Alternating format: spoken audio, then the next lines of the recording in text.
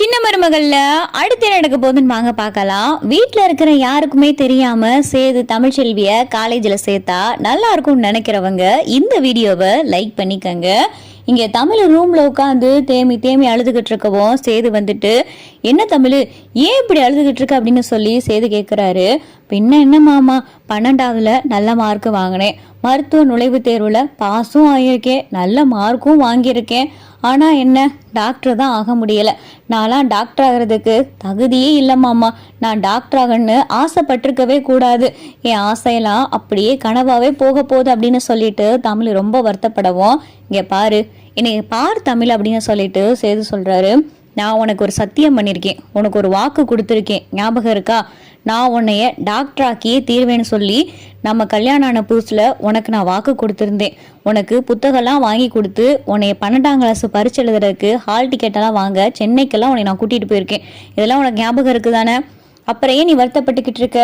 வீட்டில் இருக்கிறவங்க என்ன சொன்னாலும் சரி, ஏன் என் அப்பாவை எதிர்த்து கூட நான் உன்னைய டாக்டருக்கு படிக்க வைக்கிறேன், நீ வருத்தப்படாத தமிழ் அப்படின்னு சொல்லிட்டு சேது சொல்லவும், நெசமாவா மாமா அப்படின்னு சொல்லி தமிழ் கேட்கவும், அட நெசமாதான் தமிழ், இது நம்ம வயிற்றுல இருக்கிற குழந்தை மேல சத்தியமா சொல்றேன், நான் உன்னைய கண்டிப்பா டாக்டர் ஆக்கியே தீர்வேன், உன்னை நான் டாக்டருக்கு படிக்க வச்சே தீர்வேன் அப்படின்னு சொல்லிட்டு சேது சொல்லவும், எப்படி மாமா, அதுக்கு இன்னும் கொஞ்ச நாள்ல காலேஜில் சேரணுமே, என்ன மாமா பண்றது அப்படின்னு சொல்லிட்டு தமிழ் கேட்கவும், நீயே வருத்தப்பட்டுக்கிட்டு இருக்க, சரி எப்படியும் உனக்கு தெரியும் மதுரைக்குள்ள எது நல்ல காலேஜ்னு உனக்கு தெரியும்ல, அதுவும் இந்த மருத்துவ படிப்புக்கான காலேஜ் எந்த காலேஜ்னு எப்படியும் தெரிஞ்சு வச்சிருப்ப, அதில் ஒரு காலேஜாக நீயே சொல்லு.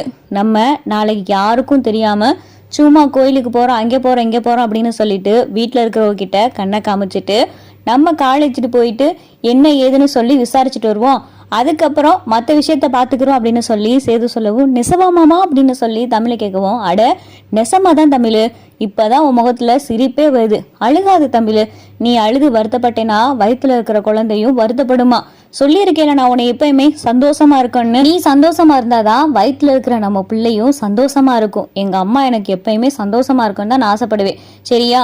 வருத்தப்பட்டுக்கிட்டு இருக்காத, நான் கண்டிப்பா உன்னை டாக்டர் ஆக்குறேன் அப்படின்னு சொல்லிட்டு சேது சொல்றாரு. இதே சந்தோஷத்தோட வந்து தமிழை பார்த்தா மலர்கிட்ட, அக்கா அவர் என்னைய டாக்டர் ஆக்குறேன்னு சொல்லியிருக்காரு அப்படின்னு சொல்லிட்டு தமிழ் பேசிக்கிட்டே இருக்கையில தான், சரி தமிழ் எப்படி வீட்டில் இருக்கிறவங்களாம் எதிர்த்து எப்படி சேது ஐயா உன்னை டாக்டர் ஆக்குவார் அப்படின்னு சொல்லிட்டு மலர் கேட்கும்போது, அதெல்லாம் அவர் பார்த்துக்கிறேன்னு சொல்லியிருக்காருக்கா அப்படின்னு சொல்லி தமிழ் பேசிக்கிட்டே இருக்கையில இங்க பார்த்தா ஈஸ்வரியும் சித்ரா வந்துகிட்டு இருக்காங்க.